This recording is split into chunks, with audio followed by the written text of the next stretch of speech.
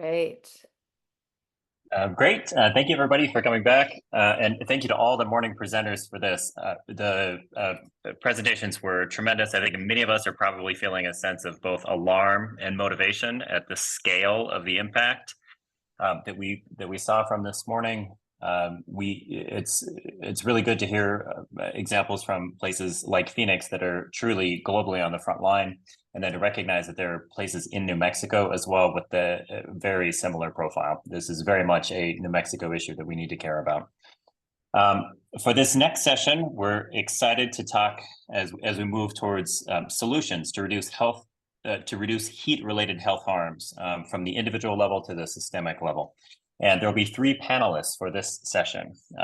First, we will hear from Dr. Fabiano Amorim, an associate professor in the exercise science program at the UNM College of Education, then followed by Mr. Nathaniel Matthews-Trigg, who is the associate director of climate and disaster resilience at Americares. And then finally, Dr. Ashley Ward, who is the director of the Duke University Health Policy Innovation Hub. Dr. Amorim, I will turn it over to you. All right. Good morning, everyone, again. I'm excited to be here. I really appreciate this. And it's great to see we together in New Mexico to put in like all the brains and the interest together. I'm really glad that this is a perfect timing. I think this is going to increase our collaboration. I see people very interested. How can I help with research? How can I help with this big issue? And I think this is the way that we can do. As I said, I'm an associate professor in the exercise science program. I'm just going to share my screen first. And before I talk about this topic, how to be cool in New Mexico, I just want to tell a little bit about my background. As Dr. Moser said, I have my PhD here from UNM. I'm an exercise physiologist, also a thermophysiologist, very interested in the effects of heat in health in general. I have, of course, since I'm an exercise science individual, I have a degree in exercise science, I have more focus on athletes, but this is a topic that's been affecting everyone. And I'm very interested in the workers' population, occupational, and then also with athletes, but also interested in collaborate in for the general population. Why I choose how to be cool in New Mexico? When Nate came to me and said, we need to give basic information about this and basic solution. And I'm going to bring to you some individual opportunities that you can use with the knowledge that I want to expect to share with you, that you can use these strategies to help people, help your patients, or help yourself or your family. How can you be cool in your climate? And I have no financial disclosure or conflict of interest with this material that's going to be presented. And this is not going to be cool in New Mexico. If you are in a desert walking in a suit, definitely you're not going to be cool in New Mexico. And I want to, with my presentation, to show some opportunities that we can use for our climate to be cool here. And then this is, I need to give a basic foundations that you can use the best approach in New Mexico to cool off when we are during these heat moments or heat waves, etc. And for my presentation, I have 3 moments. The first moment I'm going to talk to you is about the physiological response to work in the heat. Of course, we can use this information also for the resting conditions, but I want to bring this because especially in my interest, I work with athletes and workers or people that exercise in general. And that's something that I'm very interested in. I'm going to give you some basic information about this. Then I want to bring you some climate characteristics of New Mexico because we need to understand our climate. I'm not a climatologist, but I need to bring some important information here. And then also some of the limitations that, let's say, the information that's available for us from the media on how this does not recognize some of the things that are unique in our, not just our state, but Texas, some part of Texas, also Arizona.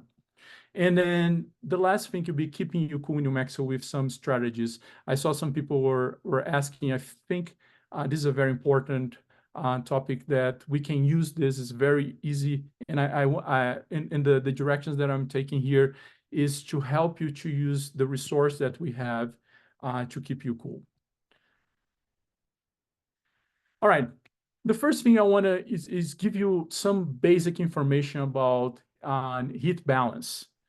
We have a certain body temperature that's tight regulated. I'd say like around 36.5 to 37.5 degrees Celsius during the day. Like it varies over the day. But every time that we do like on exercise or physical activity, we increase our metabolic rate. And just so you have idea, we can increase like athletes or people that are very fit, they can increase their metabolic rate 20 times. And as Dr. Mosley was saying before, he was showing like one of the first slides of the officer that died with a competition they had here in Albuquerque. And if you don't have the ability to cool down your body, if you increase your metabolic rate 20 times, it's not going to take you much than 15, 20 minutes to be in a condition that you can even have like heat stroke because of the lack or the excessive heat that you produce in your body. It means it's a major source of heat gain in our body is our metabolic rate. Also, since we are in an environment, there are ways that we can gain heat from the environment. That's like the sun is an example, like the radiations from the sun. And then this is something very important in New Mexico because we know that we have 350 days of clear sky. We have the altitude that helps like the sun radiation, and then that's a source of heat that we gain when we are outdoor. Of course, indoor we can have other source of heat, like for example, if you're close to a stove or oven, you're gonna have this heat that you can gain. Also, another source of heat is convection. For example, if you are in an environment that the air temperature is hotter than your skin, what's going to happen? You're going to transfer heat from the air or the air molecules to your body, to your skin. It means you're going to heat up your body. And then we have conduction. I show this picture here because like people that are working asphalt, they usually work in the summer because that's the best time of the year for the asphalt to be glued to the ground. And you can see that these people are in very high on I would say temperature environment with radiation, convection, and then conduction, the last one. If you are touching something, if you're working like in a machine, that machine is hotter than your body, is going to transfer heat from the machine to your body, and then that's going to heat up your body. On the other side, we have the heat loss mechanism for our body. And as Dr. Mosley mentioned before, we have 5 liters of blood with a conduit, like our vessels, that can hold up to 15 liters. And when we are in a, let's say, in a hot environment, when we are in a hot condition, one way that our body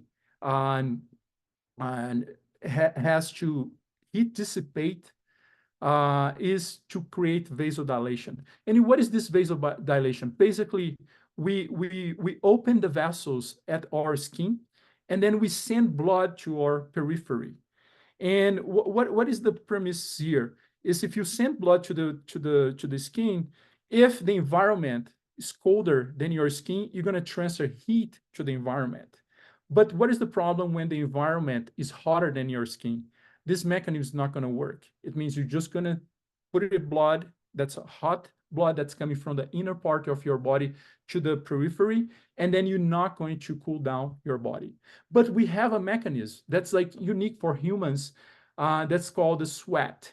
And the sweat, basically, we're putting water from our body at the surface, and then with the, let's call the stove here, the vasodilation, that we're sending hot blood to the surface, we heat up this water, the sweat, and then when evaporates, basically what's happening, we are removing heat from our body.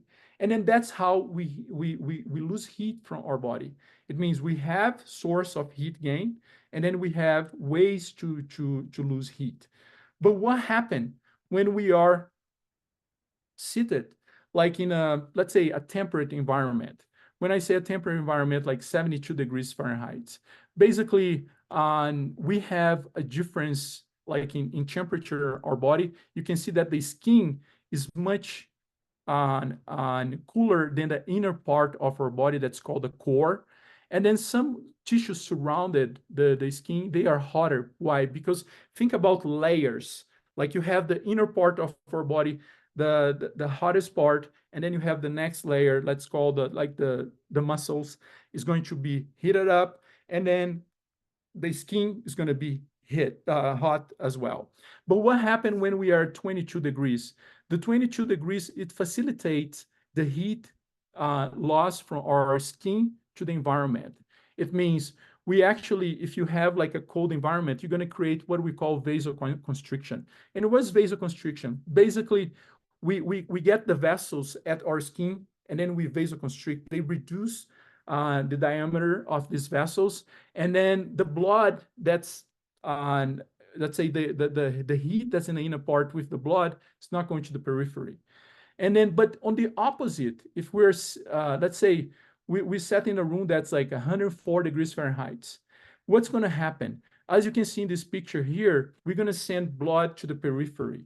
Why? Because we want to cool down our body on using the environment.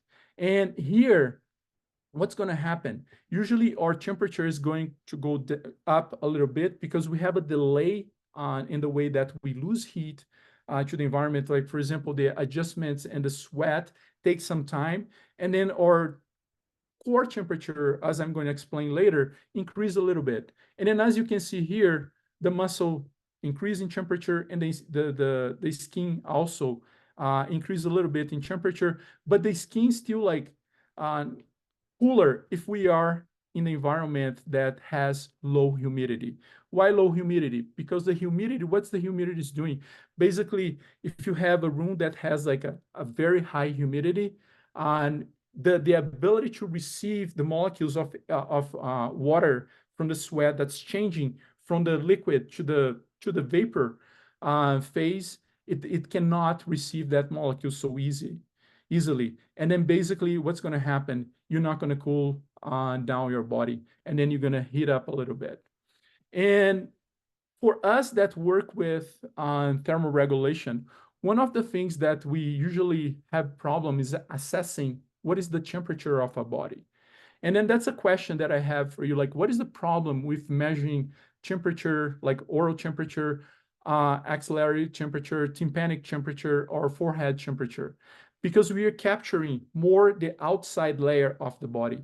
The best way that we measure the temperature to know the actual temperature of our body, it's what we call like using the core temperature measurements that we use, like a rectal probe, or use an esophageal probe, or more recently, we use like capsules that you ingest, and then we can measure based like on a radio frequency, what is the temperature of the inner part of your body, because that's a very important measurement for us, as I'm going to show later. Here, I want to show like how our body is able to heat dissipate when we are producing heat. Even when we are at rest, we produce heat to maintain a certain temperature of our body. Why? Because like the enzymes, all the process of our body works better when we have a temperature around like 36.5, 37.5 degrees Celsius. But when we start doing work, we produce heat, and then our body has to activate the heat loss mechanism. And I want to show in this graph here how we have what we call like a compensable heat stress environment. Here I have the core temperature. One of the measurements I mentioned, like the rectal temperature, or the, let's say the esophageal temperature. And then here we have the WBGT. As Dr. Mosley mentioned before in his presentation, that's the wet bulb globe temperature. Basically it's capturing, I'm going to explain the next slide, what is capturing, but basically it's like a heat index.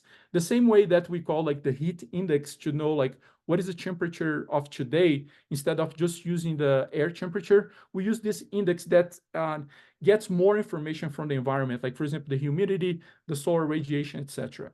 And then here we have like a variation, let's say from 0 to 35 degrees Celsius. And remember, Dr. Mosley was mentioning about the 35 wet bulb limit for survival on Earth, and then like the mammals will be extinct. Just to have idea, like from the range of temperature we have here, and then here we have the temperature, and each of this line here means that, let's say, if you're exposed to this environment, and what's going to happen with your temperature if you are at rest.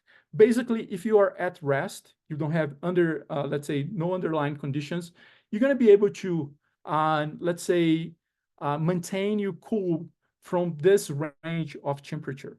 Why? Because you're not producing heat, and then your body can adjust. But let's say you decided to go outside, and then you're going to be like raking like leaves from your yard. And then this is when the like the winter temperature, and then you move to the summer, and then you're going to start to doing that. Up to, let's say, close to this temperature here, 25, you're going to be fine. Like your temperature is going to go up a little bit, but you're going to be able to thermoregulate. But let's say you get an environment that's hotter than this environment that's listed here. What's going to happen? Your temperature is going to go up, and then that's called uncompensable heat stress. It means you're going to heat up. You're going to like increase the amount of heat in your body, and you're going to be sweating, you're going to be vasodilating, but you're not going to be able to thermoregulate and then lose the heat that you're gaining to maintain your temperature. In a certain point, you're going to stop because you're going to feel like tired, and then that's fine. But some people, they have to work, and they don't stop to work. They are paid by the piece, and then this is a problem. And then here, just you see that this temperature moves down like 20 degrees WBGT. If you're like running at 10 miles per hour, it means you're producing a lot of heat. It means we have to understand the metabolic heat production. Also, we need to understand the environment that we are to know what is the response that we expect from our body. And for this first part, as a summary, I want to like 3 points that I want you to understand first as we move to the next part. Doing work in a hot environment, heat will be gained from the internal metabolism. That's the main way to gain heat. And then also you can gain heat from the environment. And the second one is body temperature. You vary depending on the site of measurement. The central core is the highest temperature that we have when we are working the heat. In the high metabolic rates, heat will accumulate due to an inability of the heat loss to match heat gain. It means it's very important to understand these two cause, let's say, the environment, your metabolism, that's going to increase your body temperature. The next part of my talk, I want to just mention a little bit about the climate characteristics of New Mexico. I'm not a climatologist, but I want to point to something that we miss in the picture when we talk about temperature here in New Mexico. And as you know, like everyone knows, like we are in an arid environment, like most of the state, although we have like different areas of the state that's characterized by light precipitation totals, but abundant sunshine. It means like we have the sun most of the year, and we have low relative humidities because of our flora, and then because of the precipitation. It means these are the two major characteristics. And you can see our flag, like the state flag, and the Zia Pueblo was very smart. Like they recognize this, their connection with the land. They already recognize that the sun is part of our state. And when you look at our average temperature, the average high temperatures in our state, you're going to see that specific to Albuquerque, in the summer, like the temperature that the news are bringing to us saying, oh, the air temperature is around like 30 degrees Celsius. Perfect. That's the temperature that we're receiving. But something that's very important is the relative humidity. And we have been pushed to understand more about the heat index. And the heat index combine these two measures. And basically, it's how you feel like when you combine air temperature and relative humidity. Sometimes we just talk about air temperature, but this does not capture something that's very important at the humidity. I was in DC this past weekend, and it was a swamp, like it was very, very humid. And then that makes a lot of difference when we think about heat index. Just take a look the weather in Miami.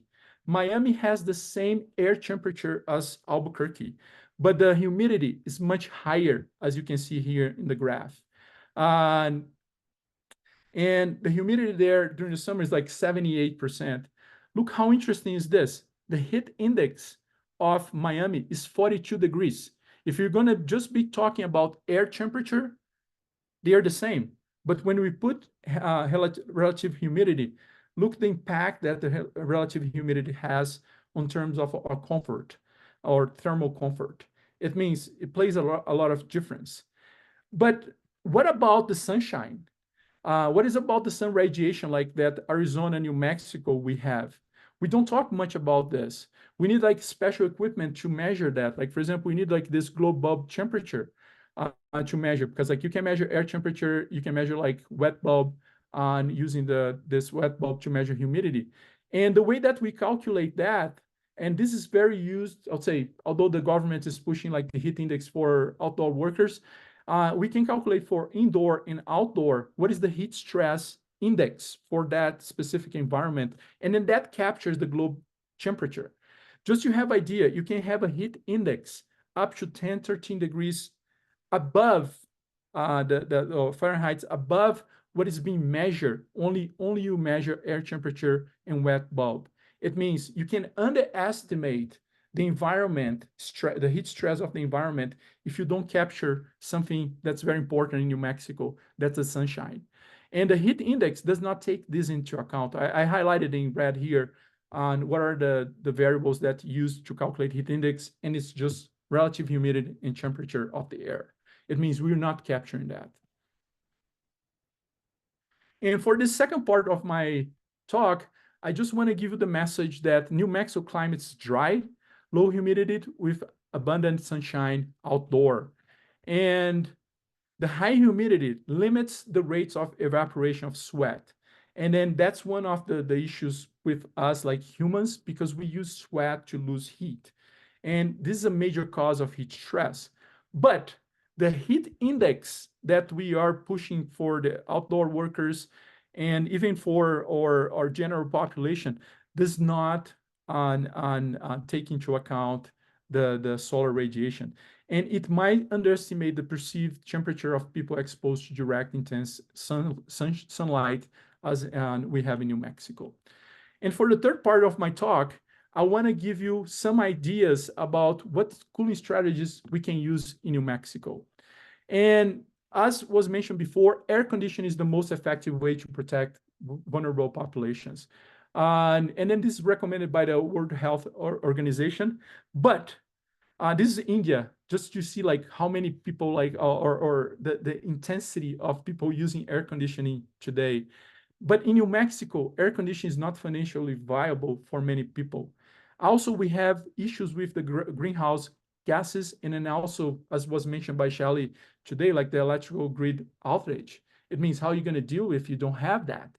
And for workers, one of the things that we have pushed in the field is water rest and shade. And I'm not going to touch much on this because this is like something that is more specific for workers, but this reflects something that's very important for us in New Mexico. You need to hydrate, you need to take rest if you're working in hot environment, and to reduce your metabolic rate, and then you have to be on the shade to reduce the heat gain from radiation from the sun. One way that we can use that's easy to do, like most of people have in their houses, like fans.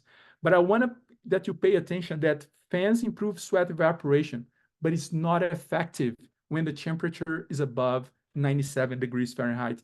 There are research that they have done on this, and they have shown that you can even heat up your skin, heat up your body if you have a fan when you have like 100, 102 degrees Fahrenheit. It means it's the opposite that's happening.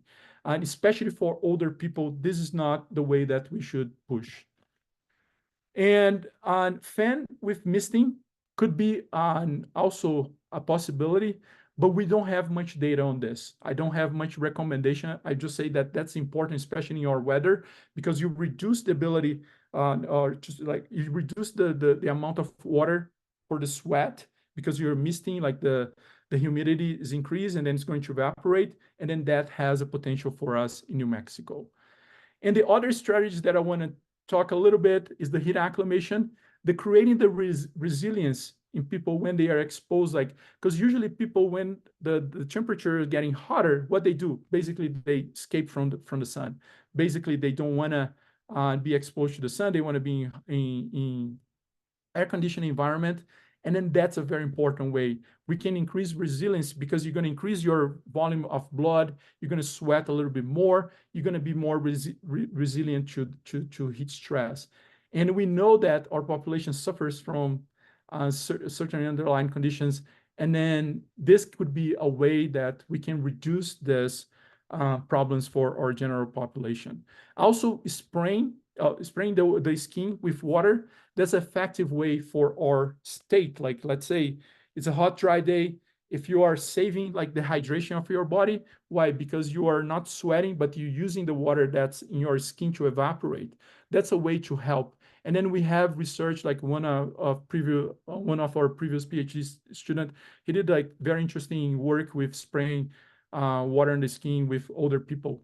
Also, soaking a t-shirt in water is another way that you can do that, like especially in our state, because you can evaporate easily from the water on the skin or in the t-shirt. And then that's a way we can think, like when you have a power outage, you can use that strategy to help to dissipate heat. Another one that's we don't have much data in the general population, like ice slurry. And here's a picture just to show, like when you ingest ice slurry, you start to cool down from the inner part of your body to the outside part of your body. It means is a way that you can have. I have done some work in the lab with a company here in town, and then that was an effective way when they were like in impermeable clothing and exposed to prolonged period of time. It means we need to understand more. But those are, I would say, spraying the skin with water or soaking a t-shirt in water. These are ways that the general population can use to cool down easily, even when we have like power outrage.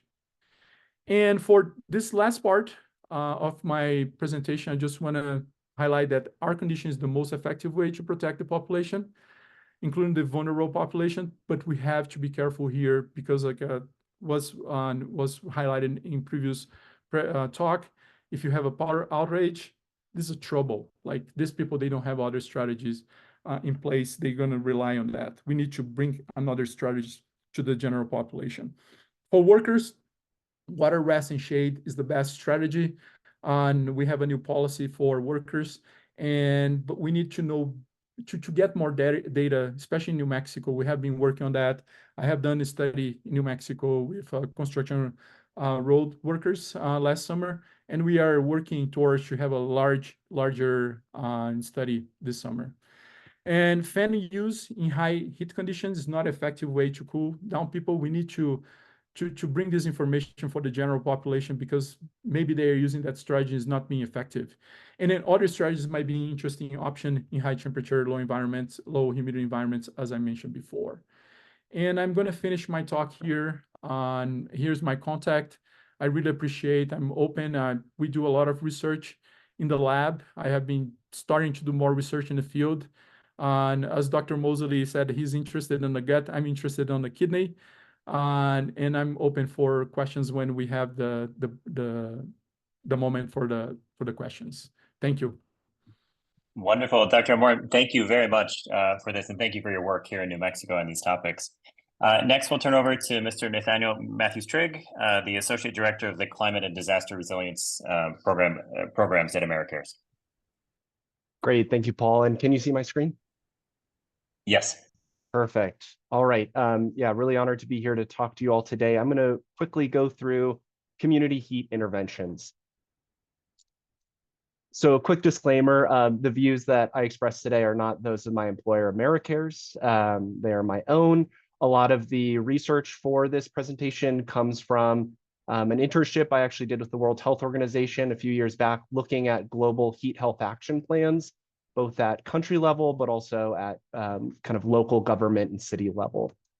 So I want to start off by pointing out that too often we put the onus on individuals to protect their health while ignoring the systemic inequities and issues which create health disparities, especially around extreme heat. So to understand who is most vulnerable to extreme heat is a critical first step. Dr. Mosley and others have spoken to some of those who are most vulnerable. I wanted to go through it quickly. So people who are socially isolated, people with chronic conditions, workers, older adults, children and teens, especially athletes, pregnant people, people who are poor and marginalized, people with disabilities, and people with substance use. And then if we look on the right here, we can see many of the systemic issues which really amplify and create vulnerability. And it's also important to note that, people often don't fall into one category. They have many chronic health conditions, they're pregnant with a chronic health condition, and that really a lot of these systemic issues really intersect with each other and create kind of compounding vulnerabilities. So one way to look at kind of community level actions is to look at the social ecological model, basically how the individual fits within the larger social ecosystem. And we can see there are really concrete actions that we can take at every level. So personal preparedness for the individual, but micro, meso, exo, and macro levels to really help those who have barriers to, accessing cool spaces. And I know Dr. Ashley Ward will talk more about the kind of policy level changes for extreme heat. It's also really important in how we identify the timing to understand how we frame and where there's funding sources for a lot of kind of heat-related community interventions. It's really helpful to look at the emergency management cycle to understand kind of how we can break down heat actions at a community level. So, for example, there are things we can do year-round. These often fall under kind of the mitigation category. I know it was mentioned earlier, BRIC. So FEMA's Building Resilient Infrastructure and Communities grant program, billions of dollars available to states and local governments to do mitigation. There's much we can do for extreme heat and funding we can find for it. At the start of the heat season, there's also things we can do to reduce the impacts of extreme heat. When heat is in the forecast, we can start to prepare our communities. We can also start to respond, what we call anticipatory action. During an extreme heat event, there are many things we can do. This is what we usually think of as distributing resources and information. And then there's a critical piece about really after the heat wave, really reflecting back on how did we do, understanding the data on impacts, and understanding what we can do better for the next heat season or the next heat event. So collaboration across the community is absolutely critical. So what we typically see is we'll see a meteorological organization, in the US, the National Weather Service, they'll send out an alert, it goes to emergency managers, the media picks up on it and will share it. In some cases, we see public health. In New Mexico, we see this. The New Mexico Department of Health will put out a press release, the media will pick up on it, they'll provide some kind of concrete actions that individuals can take to protect their health. In other cases, we see emergency management really collaborating messaging with public health. We also see the involvement of other community organizations like the Red Cross or other volunteer groups, and we see emergency management set up cooling shelters. And then I think now we're starting to get into what we rarely see, but I think is really an important a thing for our communities to do to really amplify communication and the impact. So meteorological organizations could work with healthcare to identify actions that they could take at certain thresholds, such as upstaffing, knowing that there will likely be a patient surge. We could see, and keep going, we could see healthcare collaborate with community organizations. So for example, in Houston right now, we're hearing about the inability to discharge patients because hospitals do not feel that they can send patients back to locations without air conditioning. So are there opportunities for community organizations that might have funding, might have resources to do wellness checks, to check on vulnerable patients, to provide air conditioning units to patients that need to be discharged? And I'm just going to cruise through this. There are just ample opportunities for collaboration. I don't have time to go into all of this, but I think there's a lot of opportunity. And I think really we need to look at places that are hotter. I know Phoenix keeps coming up. Phoenix is a good example of a jurisdiction that is trying new things through community interventions and collaboration. Looking at their last summer's heat plan, they highlighted some really exciting things that they were able to do. We see thousands of engagements with people. We see volunteers volunteering hundreds of hours. You know, Phoenix is one example that we in New Mexico can really look to as being, you know, an example of what we can do and what we really need to lean forward with. However, it's really important to note that even with all this incredible action that the city of Phoenix was able to do, there were still unprecedented amount of heat-related deaths last summer. 645 deaths, 52% increase from previous years. So it shows that even with doing a lot, there's still so much more we need to do. And then lastly, I'll end with this. So Healthy Climate New Mexico, we put out a policy advisory for this heat season. It has some concrete actions that local governments, state government, and local community organizations can take. It also highlights some case studies, some lessons learned, some other considerations, and then the need for longer term kind of heat health infrastructure within the state, particularly the House Bill 104. And with that, I will turn it over to Dr. Ashley Ward, or to Paul, I guess, to introduce her. Great. No, thank you, Nate. That's fantastic. Thank you very much for the presentation. And next, we will go to Dr. Ashley Ward, Director of the Duke University Heat Policy Innovation Hub. And I can see your slides.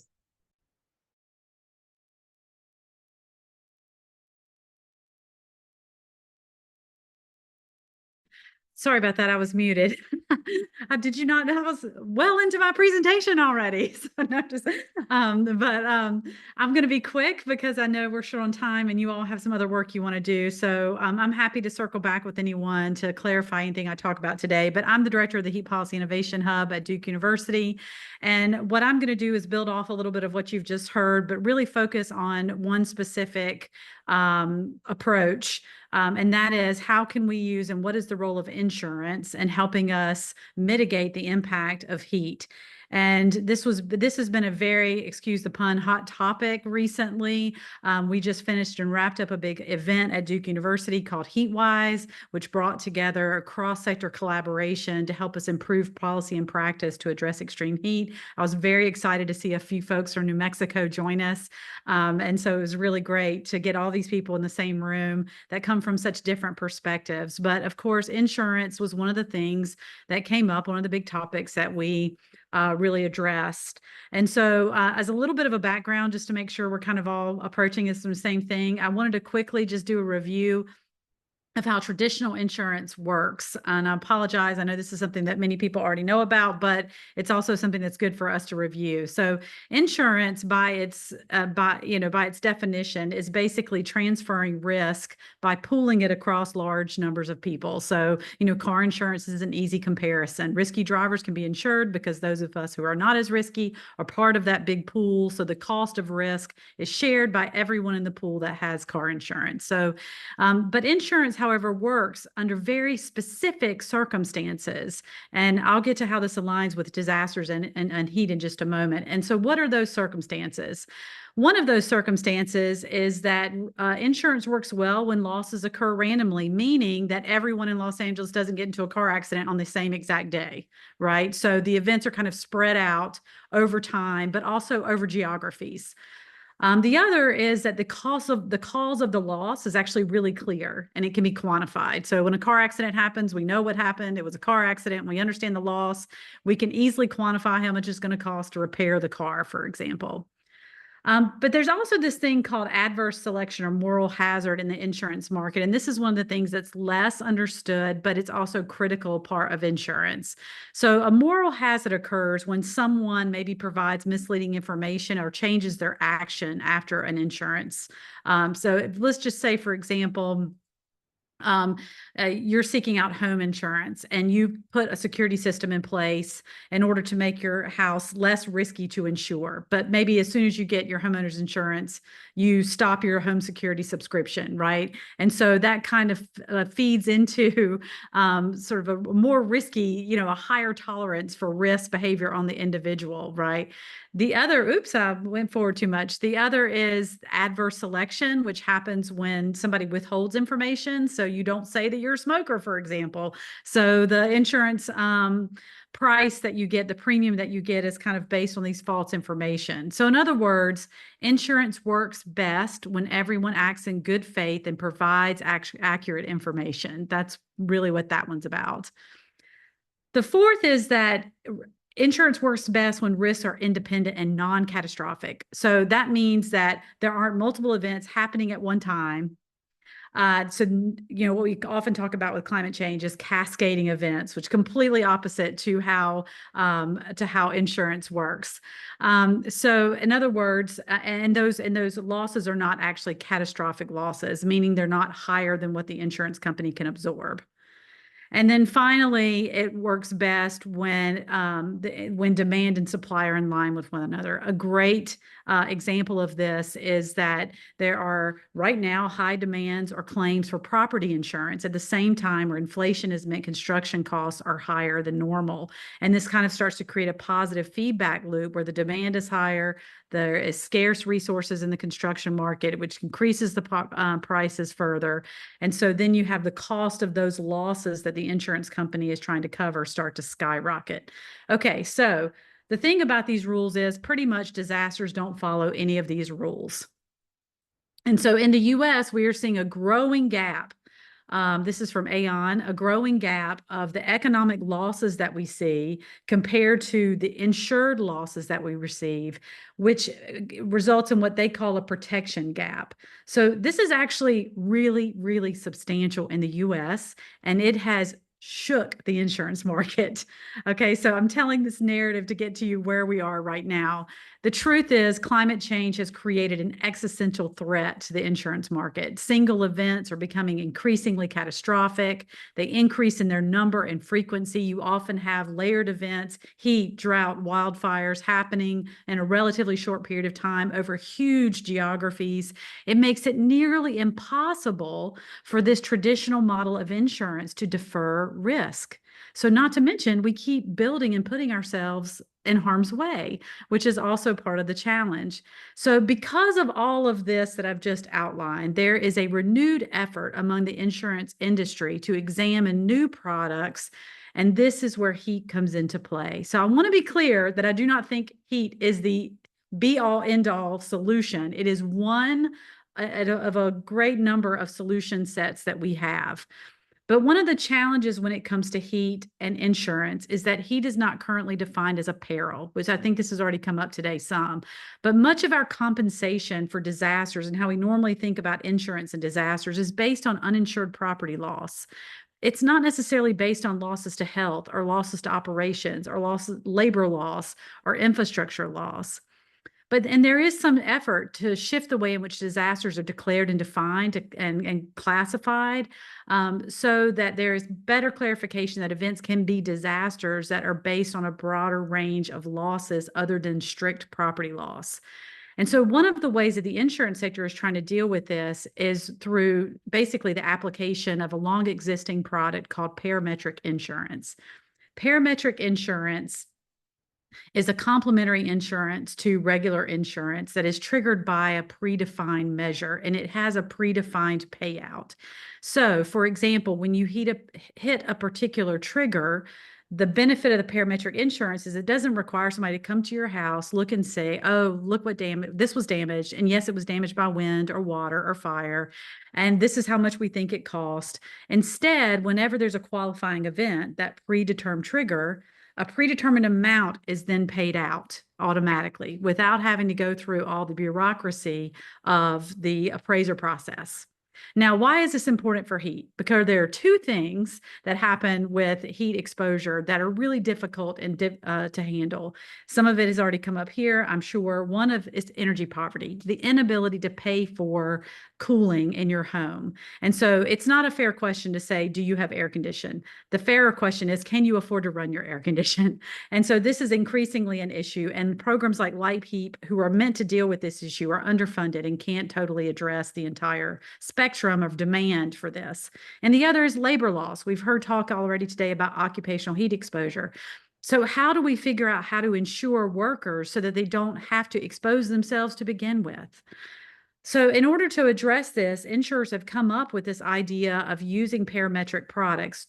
And for example, right now we're working on a project with an energy provider and an insurance provider to figure out a parametric, to assess the feasibility of a parametric product that the insurance company would subscribe to. And when the necessary trigger is hit, so many days of extreme temperatures, however we end up defining that, it pays out the energy bills of those low-income ratepayers. Now, this is preferable to, in every circumstance, to moratoriums, because when moratoriums happen, debt incurs on the part of the ratepayer. They don't get forgiven.